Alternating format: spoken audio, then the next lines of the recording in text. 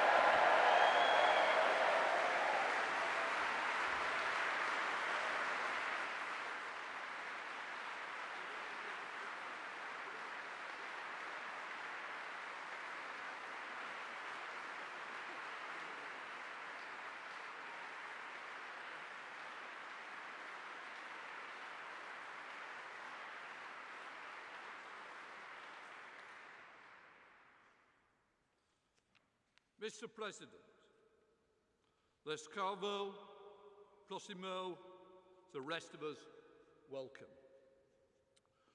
Not many people stood here today in this significant setting will realise that our friendship began on the 8th of October 2020 when you were the first ever head of state that I met as Speaker. We hit it off immediately with much laughter over an English afternoon tea and, of course, chorley cakes. And we forged an instant bond despite wearing masks and being socially distanced at the opposite ends of a large table, because like the rest of Europe, we were working out how to deal with COVID. Little did we know that our relationship would grow in such turbulent times. On the 24th of February 2022, the second invasion of Ukraine began. On the 8th of March 2022, there was another first for us both. I suspended the House of Commons so that you could address in Ukrainian through the screens in our chamber, which we still refer to them as Zeleński screens. The atmosphere was electrifying. You could hear a pin drop before you came online, a very, very rare thing in the House of Commons.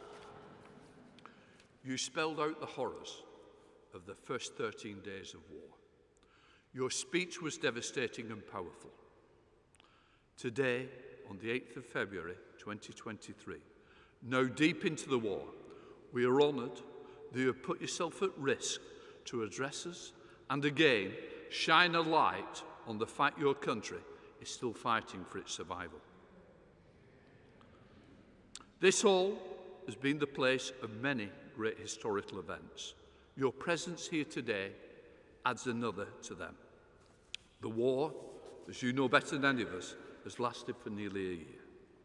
As you told us last year, this is a war Ukraine did not start and did not want. But it is a war you've had to fight, and our commitment to support you and your people has not wavered. I was considering what could be said at this important occasion. I thought back to the 1990s. Then we hoped that all countries that emerged from the former Soviet Union could secure freedom and prosperity. There was a moment of hope over that time, and we knew it would be a long time that each country could choose its own destiny. It is a tragedy that Ukraine's efforts to bring freedom, prosperity to its people has been met with war and death. Last year, building on our friendship, I welcome your wife, Madame Zeleńska, to Parliament to open deliberately a provocative exhibition. I wanted to ensure the experience of your people is kept at the forefront of our minds. I do not believe any of us in this room were complacent about the reality of conflict, but those displays shocked us. The images stayed with us. They brought home the horrors of war. Horrors inflicted on your people, fighters, civilians alike. Horrors which cannot be avoided or denied. I applaud Ukraine's refusal to forget what is you and your people are fighting for. In the words of the Ukrainian Eurovision winners, Kailusha Orchestra, they said, "I always find my way home, even if all roads are destroyed." Fighting for a country is not simply fighting for territory. It is a fight for home and for an ideal. The endurance of the people of Ukraine, honours those ideals. Their refusal to allow war to destroy their humanity honours their ideals. Quite rightly, last year you said, Ukrainians have become big over the 13 days of this war. You have become even bigger in your determination, not just to fight for your country, but to stand by the ideals you are fighting for. We'll not give up on those ideals. We'll continue to support you against that Russian aggressor. And I pledge here today in front of all of you, to do all I can to keep the plight of Ukraine in the spotlight. Later this year, the UK and Ukraine will be united in music, but we will always be united in our unwavering belief in the power of democracy. Slava Ukraina. Mr. President, please.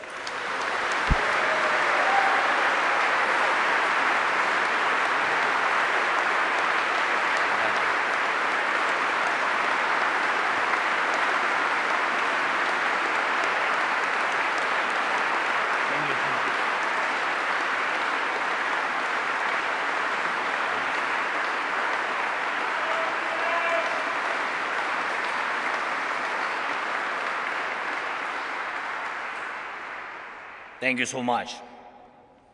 Thank you. The people of the United Kingdom and their honorable representatives, all the people of England and Scotland, of Wales and Northern Ireland, of all the lands which have been home to brave souls since Europe came into existence. I have come here and stand before you on behalf of the brave, on behalf of our warriors who are now in the trenches under enemy artillery fire, on behalf of our air gunners and every defender of the sky who protects Ukraine against enemy aircrafts and missiles, on behalf of our tank men who fight to restore our Ukrainian borders, on behalf of our conscripts who are being trained now, including here in Britain. Thank you, Britain.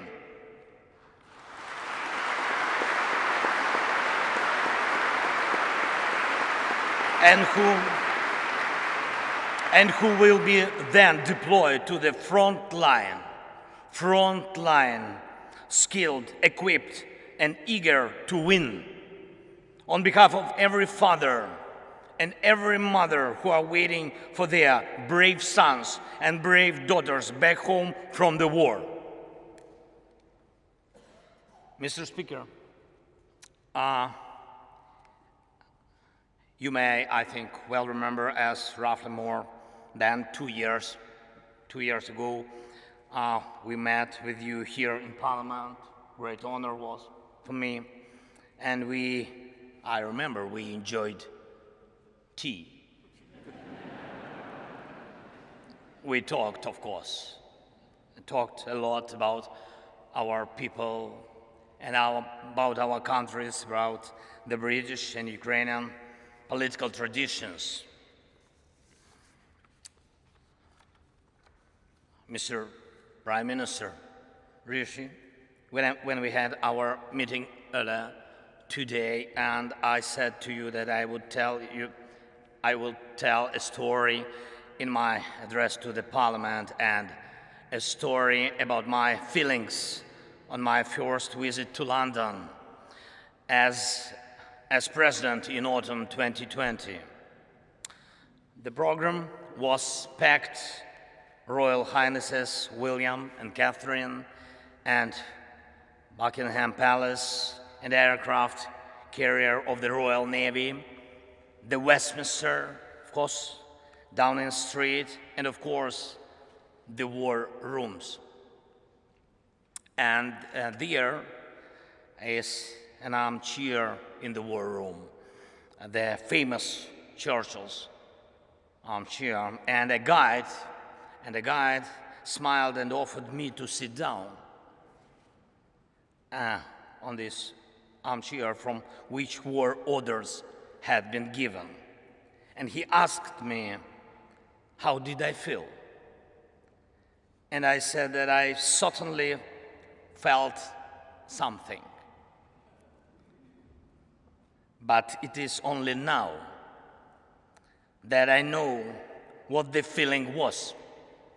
And all Ukrainians know it perfectly well too. It is the feeling of how bravery takes you through the most unimaginable hardships to finally reward you with victory.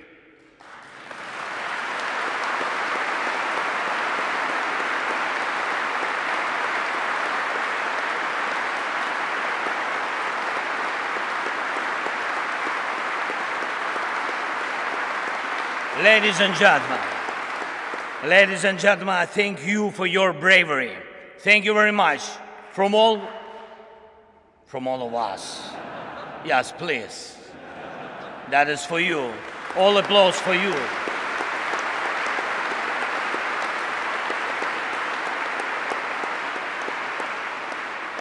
London has stood with Kyiv since day one. From the first seconds and minutes of the full-scale war, Great Britain, you extended your helping hand when the world had not yet come to understand how to react. Boris, you got others united when it seemed absolutely impossible. Thank you.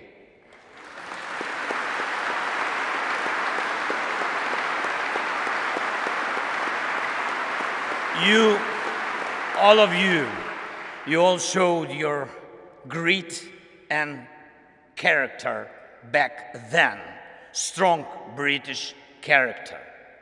You didn't compromise Ukraine, and hence you didn't compromise your ideals, and thus you didn't compromise the spirit of these great islands. Thank you very much.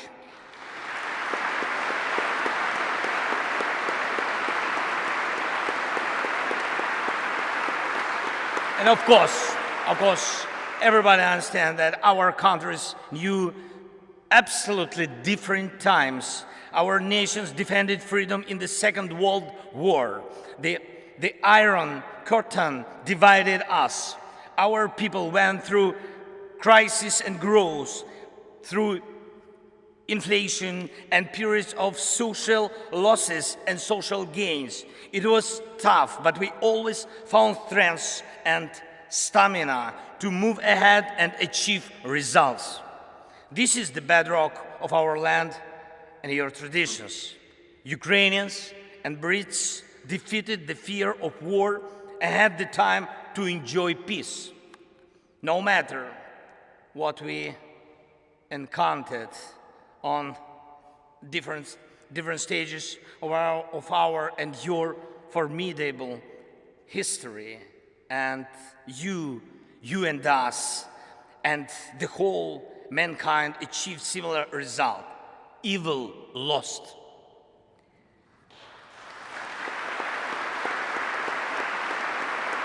Evil lost. We will always come out on top of evil. This lies at the core of our, but also your traditions. However, the horizon never stays clear for a while. Once the old evil is defeated, the new one is attempting to rise its head. Do you have a feeling that the evil will crumble once again? I can see in your eyes now we think the same way as you do. We know freedom will win.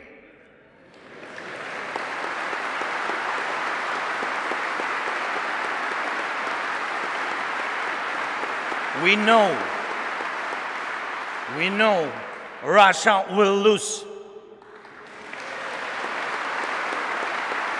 And we really know the victory will change the world. And this will be a change that the world has long needed. The United Kingdom is marching with us towards the most important victory of our lifetime. It will be a victory over the very idea of the war. After we win together, any aggressor, it doesn't matter, big or small, will know what awaits him if he attacks international order. Any aggressor who will try to push the boundaries by force, who will inflict destruction and death on other peoples, who will try to endure his dictatorship at the at the expense of other people's blood in criminal and unprovoked wars, as the Kremlin does. Any aggressor is going to lose.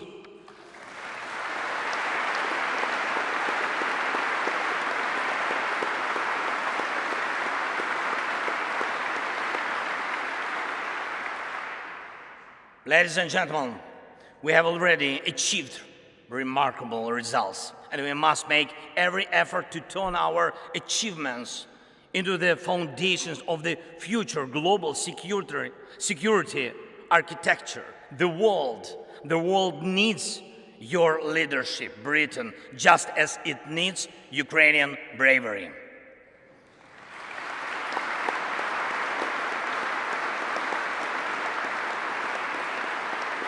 When the full-scale invasion began, we, together with you, Britain, and United States and other allies, formed a true coalition of friends. That is very important. You were among those very few who had helped before the large-scale invasion began, exactly as it will be necessary every time in the future to prevent aggression from happening. Your help was preventive. We must take these principles of preventive aid to those who are threatened with aggression, and preventive sanctions against those who threaten aggression as basic principles of the world anti-war policy. We created a coalition of NLAW. Thank you. Of NLAW and Javelin that stopped the advance of the Russian army from the first day of the invasion.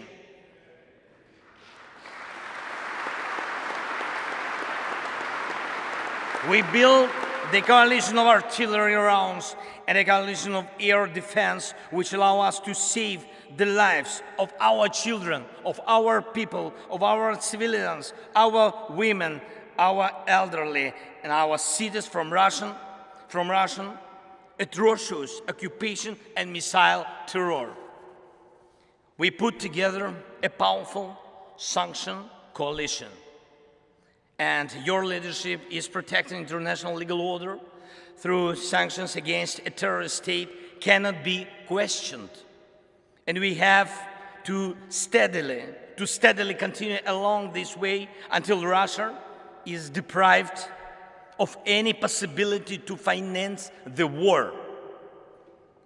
Most importantly, together with the G7, we brought about a coalition of values, a coalition that protects the rule-based world order and human rights, a coalition that will work in such a way that over time there will simply be no gray areas in the world in which human life doesn't matter. In order for it to be so, there must be justice. Anyone who invests in terror must be held accountable. Anyone who invests in violence must compensate those who have suffered from terror.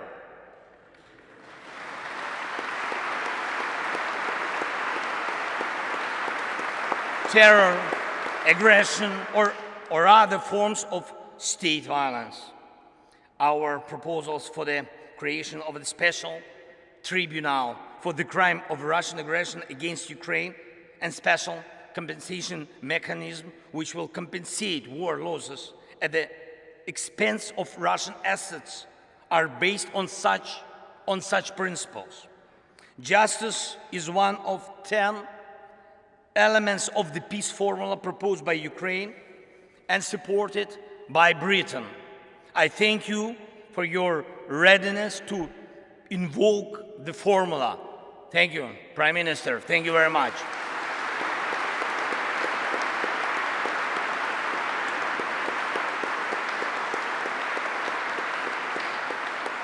As I already mentioned, Ukrainian soldiers are being trained in Britain, in particular to operate Challengers.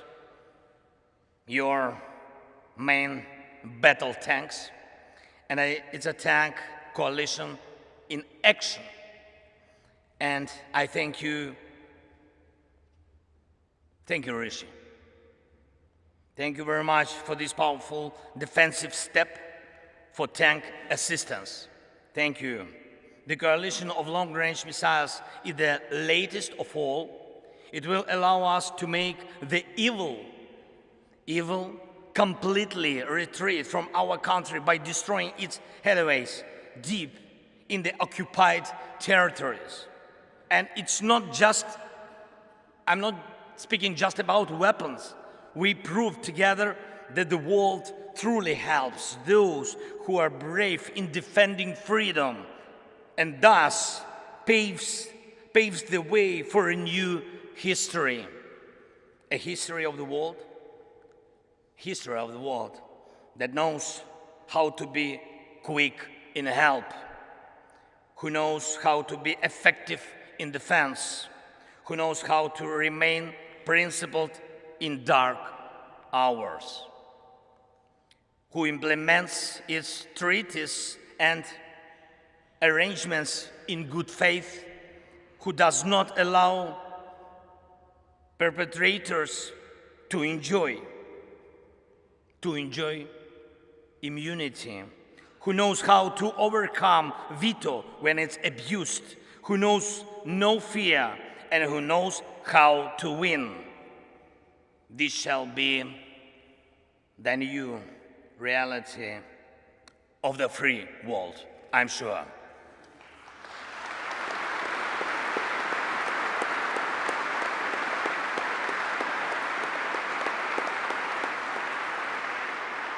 However, evil is still around today, and the battle continues. Yes, we know how it's going to end and how we are going to feel on the day victory comes. Every day we continue to pay with lives, pain and tears for bringing victory closer, with the lives of our people, our heroes, whom we lose in battles, with the lives of our heroes who take life and death risks every day to save as many of our soldiers and civilians as possible. And today, I will have the honor to be received by His Majesty the King. It will be a truly special moment for me, for our country. And in particular, because I will convey to him from all the Ukrainians the words of gratitude for the support His Majesty showed to them when he was still the Prince of Wales.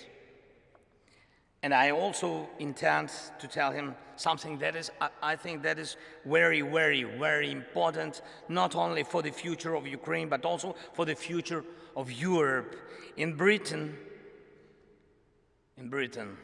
the king is an Air Force pilot. And in Ukraine today, every Air Force pilot is a king.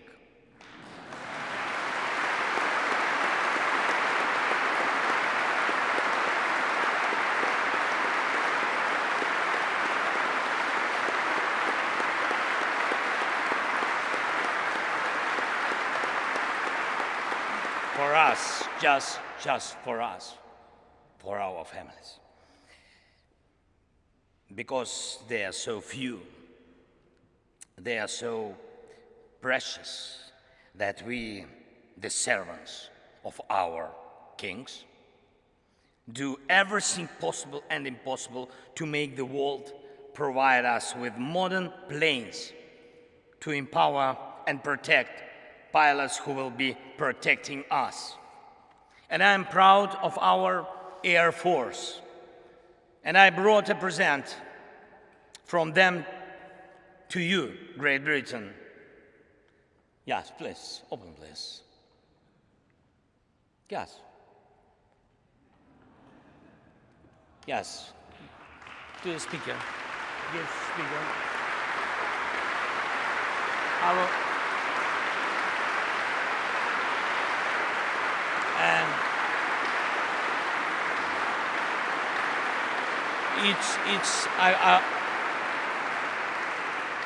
I will explain.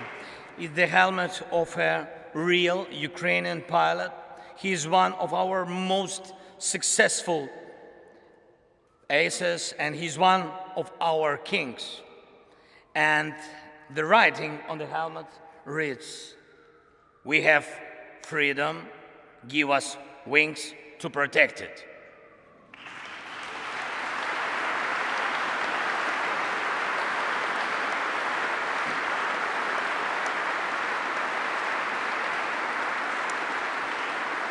I trust this symbol will help us for our next coalition of the planes, and I appeal to you and the world with simple and yet most important words: combat aircrafts for Ukraine, wings for freedom.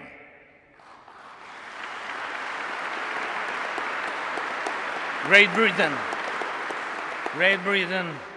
you and us both struggle for peace, but instead we are forced to face the range that seeks to deprive us of peace and everything else that is valuable in life.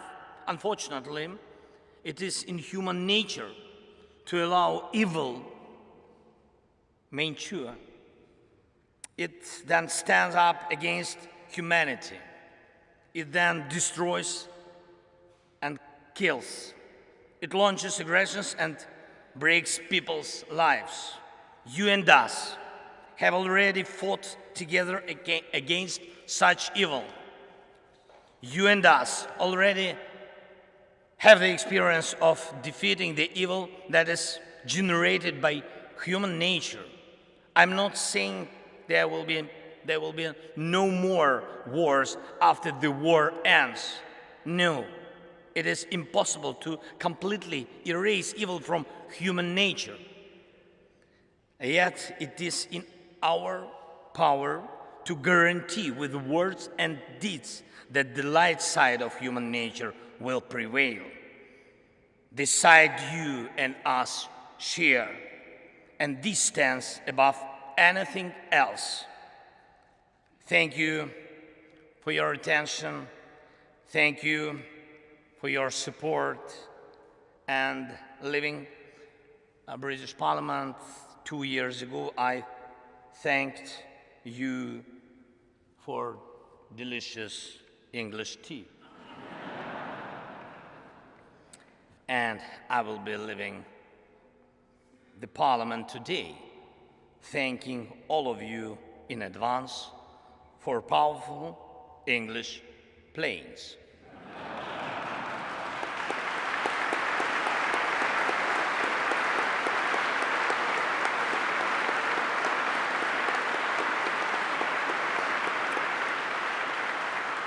By the way, it's almost 5 o'clock. God bless Great Britain and long live the King. Slava Ukraini!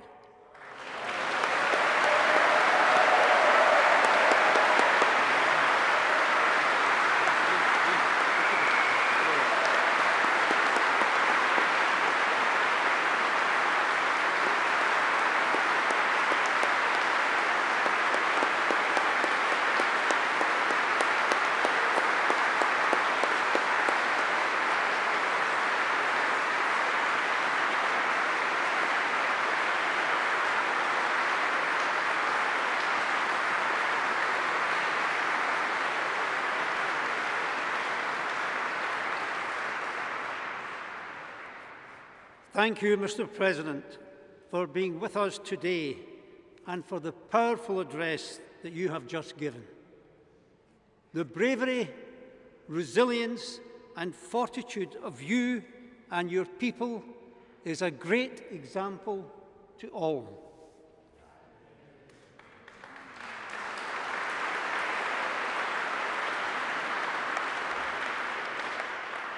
Mr. President, this great hall in which we stand, with its walls first built more than 900 years ago, has seen many speeches from great and iconic leaders.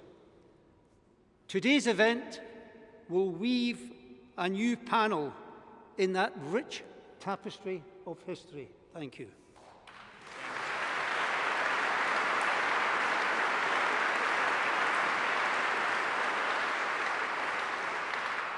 Westminster Hall is at the core of the national life of our country and has played a prominent role in the development of our judicial system and our parliamentary democracy. But the story of this hall is also a tale of resilience and of remaining steadfast in the face of disaster.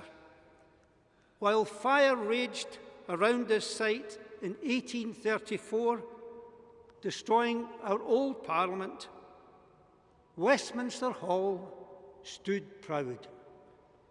When during the Second World War, bombs rained on London, Westminster Hall remained largely undamaged, stoic in the face of great peril.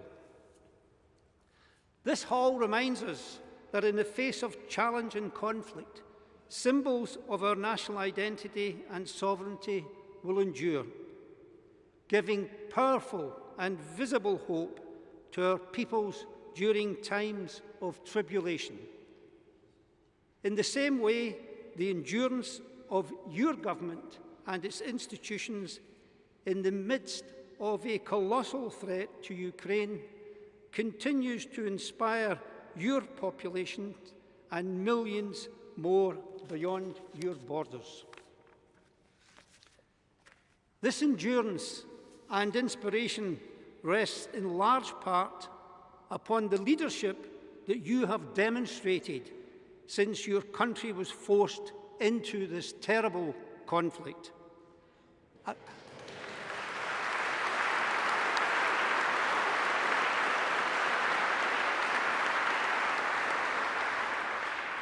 Mr. President, a conflict which you did not choose. Effective leadership demands the ability to respond to unpredictable challenges. Mr. President, in the extraordinary situation in which you were placed, visibility was essential. In testing times, leaders must be visible to their people. And from the outset last February, when bombs were falling on Kyiv, you were visible.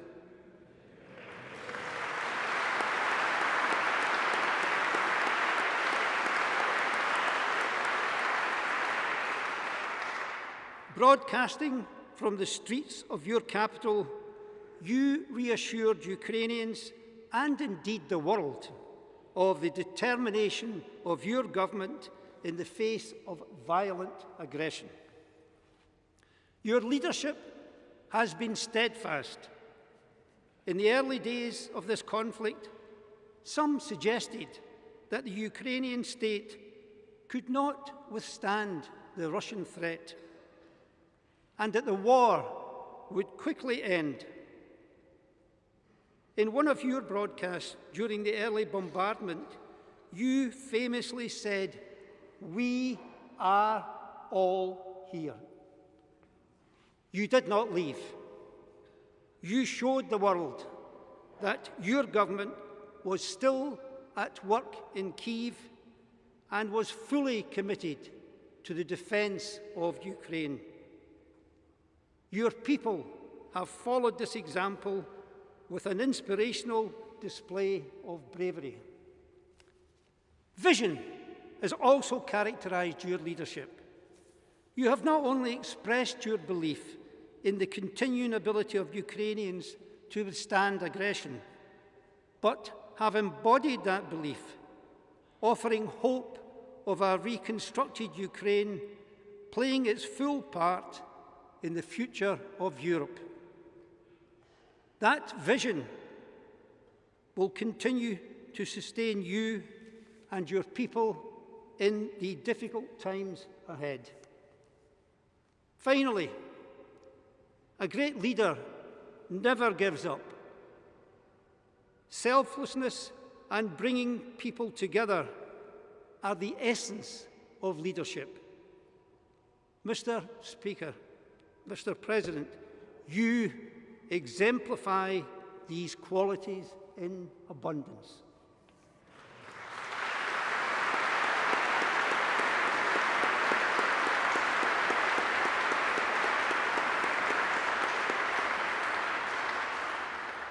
We salute your determination, your resilience, your courage.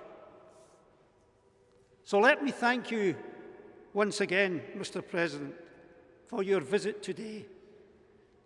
We wish you and the Ukrainian people success, strength, and fortitude. You are not alone in this struggle. This Parliament, and indeed the country, stands with you in solidarity as you continue this noble fight. Thank you for your visit, Mr. President.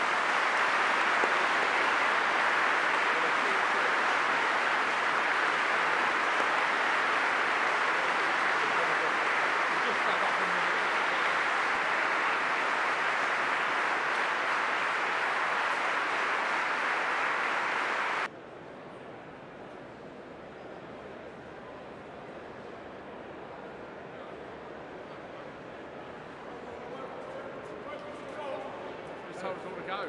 We've been told to go. Told us all to go.